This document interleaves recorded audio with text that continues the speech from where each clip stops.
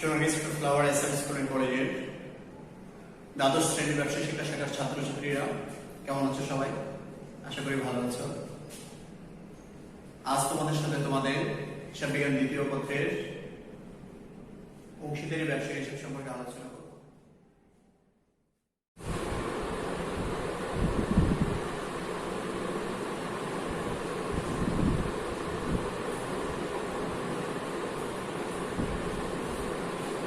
হিসাব বিজ্ঞান দ্বিতীয় পত্রের দ্বিতীয় অধ্যায়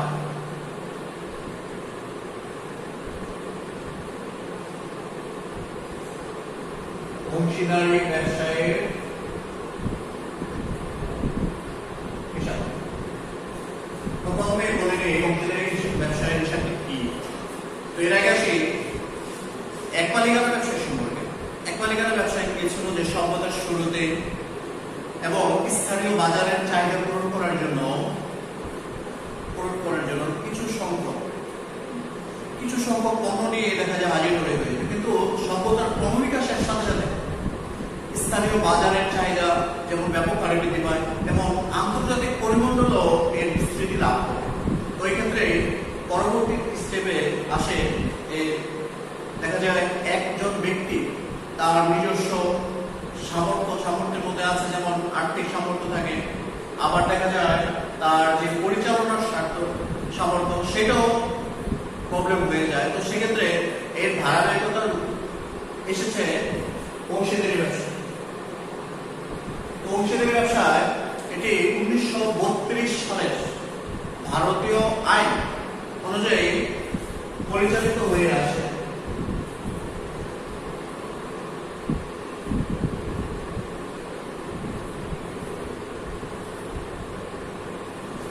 বাংলাদেশ সরকার স্বাধীন হওয়ার পর সেটি 1971 সালের 26 মার্চ হতে এক অধ্যাদেশ বলে এটা কার্যকর করে দেশ স্বাধীন হওয়ার পর থেকে। তাহলে অংশীদারি ব্যবসাটি কি? অংশীদারি ব্যবসার ক্ষেত্রে প্রথম উদ্দেশ্য থাকবে মুনাফা অর্জন। তো মুনাফা অর্জনের উদ্দেশ্যে কয়েকজন ব্যক্তি তাদের নিজের যৌথ মালিকানা থাকে এবং যৌথ পরিচালনায় তাদের উদ্দেশ্যটা হচ্ছে মুনাফা অর্জন। তো এরকম যৌথ মালিকানা এবং যৌথ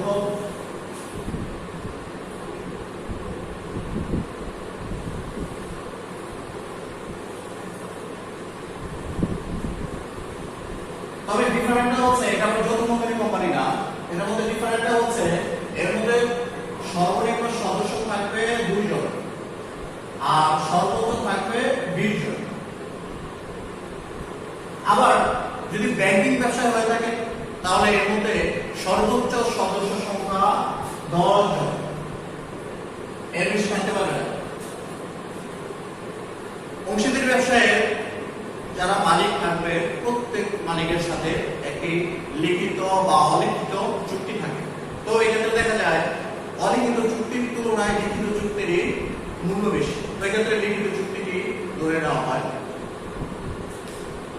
তো এই ছিল আমাদের অংশীদারি ব্যবসা। তো আমরা চলে আসবো এবার অংশীদারি ব্যবসায়ের অঙ্কের নিয়ে।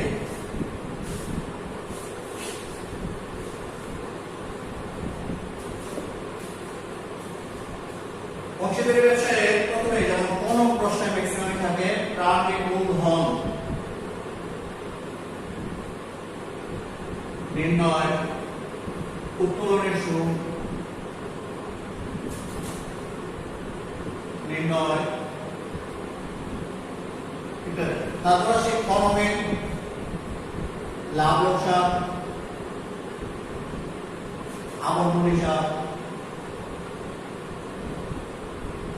বা লাভ লোকসান,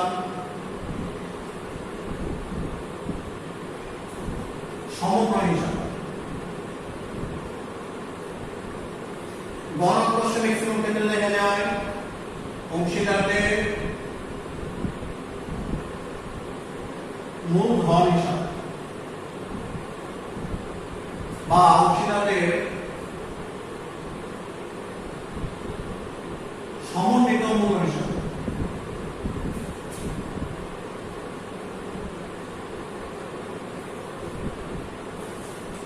প্রথমে কিভাবে নির্ণয় করব? উত্তোলনের সুদ নির্ণয় করার জন্য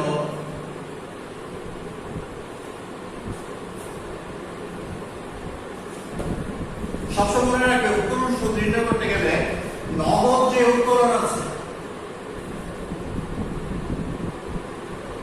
নগদ উত্তোলন, এই নগদ উত্তোলনের উপর সুদ ধার্য করতে হবে।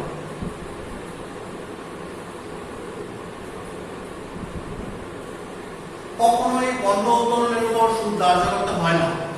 যদি কোশ্চেনে বিশেষ করে যদি দেয়া থাকে বন্ধ উত্তোলনের উপর সুদ তাহলে করে, অথবা কখনোই বন্ধ উত্তোলনের সুদ ধার্য করতে হয় না, সবসময় নগদ উত্তোলনের উপর সুদ ধার্য করবে। এবারে সেই নগদ উত্তোলনের উপর কোশ্চেনে পার্সেন্টেজ দেওয়া আছে, কিন্তু কত মাসের সুদ দেবো সেটা কি জানা আছে? সেই সম্পর্কে আমি একটু ব্যাখ্যা দিচ্ছি।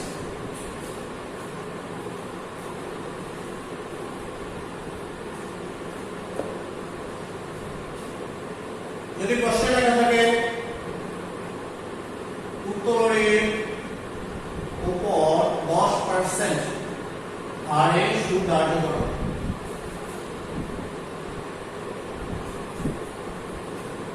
আর মাসিক উত্তোলন মনে করা আছে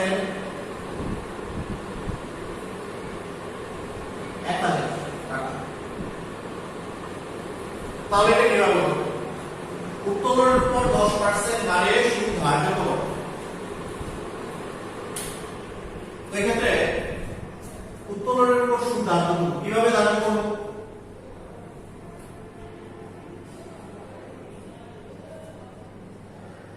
গড় হিসেবে উত্তোলনের উপর সুদ ধার্য করব 6 মাস, কারণ এক্ষেত্রে সর্বনিম্ন মাস হলো 0 আর সর্বোচ্চ মাস হলো 12, আর এটা যদি গড় হিসাব করি তাহলে হয় 6।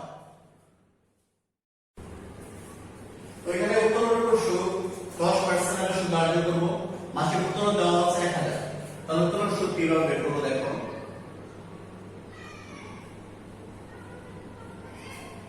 1000 গুণ 10% গুণ দেব 6, যেহেতু এটা 6 মাস, তাহলে হিসাব করি 1000 এর 10% হলো 100, আর এর সাথে 6 দিয়ে গুণ করে পাবো 600 টাকা।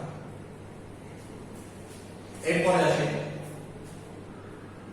প্রত্যেক মাসের শুরুতে বা প্রথমে 1000 টাকা করে উত্তোলন করা হবে।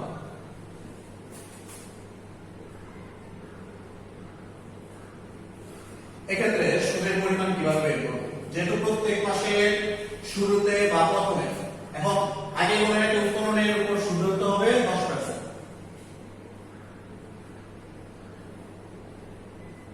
তো এখন 10% ধরবো, দেখো শুরুতে বা প্রথমে আছে, এক্ষেত্রে সর্বনিম্ন মাস 1 আর সর্বোচ্চ মাস 12, এটার গড় হিসাব করলে আমরা পাই 6.5। 6.5 তাহলে সুদ কিভাবে লিখব? উত্তোলনের সুদ 1000 গুণ 10% গুণ 6.5, তাহলে গুণ করলে আমরা পাই 650 টাকা। এই অংশটি হবে যদি প্রত্যেক মাসের শুরুতে বলে, তাহলে আমরা 6.5 দিয়ে গুণ করব। এরপরে টপিকে আসি, যদি বলা হয় প্রত্যেক মাসের শেষে 1000 টাকা করে উত্তোলন করা হবে,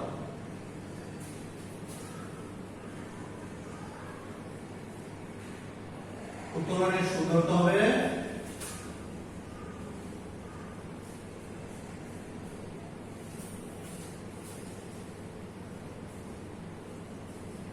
10%। তাহলে এটা কিভাবে নির্ণয় করব? লেখো প্রথমে উত্তোলনের সুদ, যেহেতু প্রত্যেক মাসের শেষে, তাহলে এটা কিভাবে করব?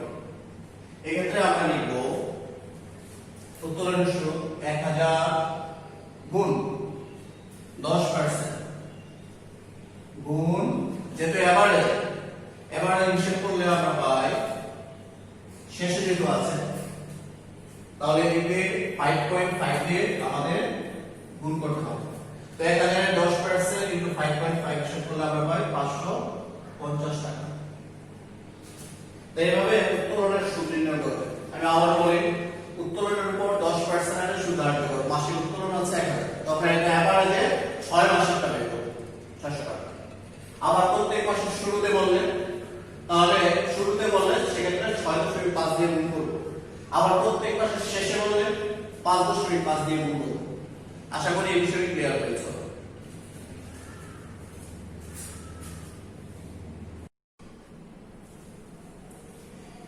এবার আলোচনা করব তোমাদের লাভ ক্ষতি আবর্তন হিসাবের চার্ট সম্পর্কে। লাভ ক্ষতি আবর্তন হিসাবের এই চার্ট যদি তোমরা পারো, লাভ ক্ষতি আবর্তন হিসাব সম্পর্কিত 50% প্রবলেমই সলভ হয়ে যাবে। তো তোমরা লাভ ক্ষতি আবর্তন হিসাবের চার্টের দিকে তাকাও। এখন তিনজন অংশীদার ধরে নিলাম, একজন হচ্ছে এ, একজন বি আর একজন সি। তাহলে লিখো এ বি সি এর লাভ ক্ষতি আবর্তন হিসাব, এরপর তারিখ দেব 2019 সালের 31 ডিসেম্বর তারিখে সমাপ্ত বছরের জন্য। দুইটি 5 লাখ ব্যাংক হচ্ছে ডেবিট পাস আর একটা হলো ক্রেডিট পাস। গড়ের নাম হবে বিবরণ টাকা টাকা, বিবরণ টাকা টাকা। প্রথম টাকার গড়টি হচ্ছে কোন এন্ট্রি জরুরি অর্থাৎ ড্রাফট করার জন্য। এরপরে দ্বিতীয় টাকার গড়ে ফুল টাকাটা লিখে দেবো। আসি এবার ডেবিট পাসের এন্ট্রি গুলো দিকে। অংশীদারের মূল আর অপেক্ষক হিসাব প্রশ্নে যদি গ নাম্বার প্রশ্নে মূলধন হিসাব চায় তাহলে লিখব অংশীদারদের মূলধন হিসাব, আর গ নাম্বার প্রশ্নে যদি চলতি হিসাব চায় তাহলে লিখব অংশীদারদের চলতি হিসাব। তো যেমন একটা প্রথমে মূলধনের সুদ, এ একজন অংশীদার, বি একজন অংশীদার, সি একজন অংশীদার, এরকম তিনজন অংশীদার আছে। এ এর ক্ষেত্রে লিখলাম এখানে টাকা, বি এর ক্ষেত্রে লিখলাম টাকা, সি এর ক্ষেত্রে লিখলাম টাকা। মূলধনের সুদ আমরা এন্ট্রি হিসাব করে যে টাকা পাই তিনটি একসাথে যোগ করব, যোগ করে এখানে টাকা লিখব। এরপর আসি ঋণ হিসাব। ঋণ সবাই নেয় না, দেখা যায় তিনজন অংশীদারের মধ্যে এ এবং এ বি এবং সি এর মধ্যে দেখা যায় বি ঋণ নিয়েছে, তাহলে সেক্ষেত্রে বি এর হিসাব লিখব, ঋণের সুদ এখানে টাকা লিখব। অংশীদারদের মূল অপেক্ষক চলতি হিসাব এরপর লিখব বেতন।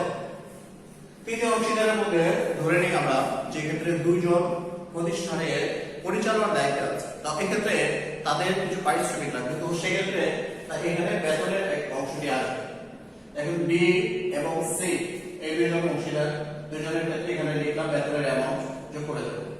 এরপর আসি ম্যানেজারের কমিশন, এখানে টাকা লিখব, এটা একটা ব্যয়। এরপর অংশীদারদের মূলধন অপেক্ষকের সাথে মুনাফার অংশ, মুনাফার অংশ আগে করবেন, মুনাফার অংশ আগে করার আগে ক্রেডিট পাশে এন্ট্রিগুলো আগে যোগ করে নেবেন। দেখি ক্রেডিট পাশে কি আছে। লাভ ক্ষতি হিসাব নিয়ে চলতি বছরের নেট লাভের টাকা লিখব, এটা কোশ্চেনে থাকবে, অ্যামাউন্ট এই টাকাটা লিখে দেবেন। এরপর অংশীদারদের মূলধন অপেক্ষকের সাথে উত্তোলনের সুদ, এ এর উত্তোলনের সুদ এখানে লিখবে, বি এর উত্তোলনের সুদ এখানে লিখবে, সি এর উত্তোলনের সুদ এখানে লিখবে, টাকাগুলো লিখবো, লেখার পরে একসাথে যোগ করে দেবো। এরপর অংশীদারদের মূলধন অপেক্ষকের সাথে পণ্য উত্তোলন, পণ্য উত্তোলনের ক্ষেত্রে দেখা যায় এ এবং সি পণ্য উত্তোলন করেছে, বি পণ্য উত্তোলন করেনি, তো সেক্ষেত্রে এখানে টাকা লিখবো, এ এবং সি অংশ দিয়ে টাকা লিখবো, লেখার পরে বসিয়ে দেবো, যোগ করবো।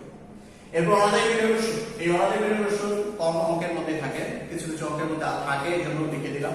অংশীদারদের বিনিয়োগের সুদ টাকাটি এখানে লিখবে। এই ক্রেডিট পাশে সবগুলো যোগফল বের করবে, যোগফল বের করলে টাকা পাই যাবে, এই টাকাটি আমরা এখানে লিখবে। লেখার পরে ডেবিট পাশে এন্ট্রিগুলোর যোগফল বের করে এই টোটাল টাকা থেকে বিয়োগ করবে, বিয়োগ করলে যা পাবে এটাই হচ্ছে মুনাফার অংশ। এরপরে এ বি সি সাধারণ সিস্টেম হচ্ছে অংশীদারদের মূলধনের অনুপাতে তাদের টাকাগুলো বন্টন করে দিতে হয়।